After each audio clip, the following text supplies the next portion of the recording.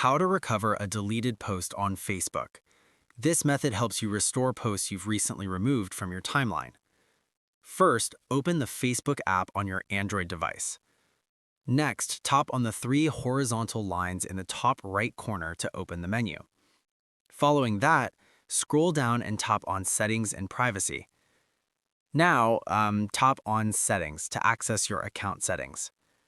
Moving forward, scroll down to the Your Facebook Information section.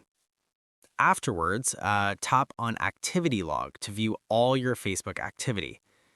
In addition to that, tap on the filter icon at the top to narrow down your search. Once there, scroll down and select Trash or Deleted Posts from the filter options. Subsequently, you'll see all the posts you've deleted in the last 30 days before they're permanently removed. Moreover, tap on the post you want to recover from the list. Afterwards, tap on the three dots icon next to the deleted post. Then select Restore to bring the post back to your timeline. Within moments, your deleted post will reappear on your profile exactly where it was before. Alternatively, if the post has been deleted for more than 30 days, it cannot be recovered as Facebook permanently deletes it.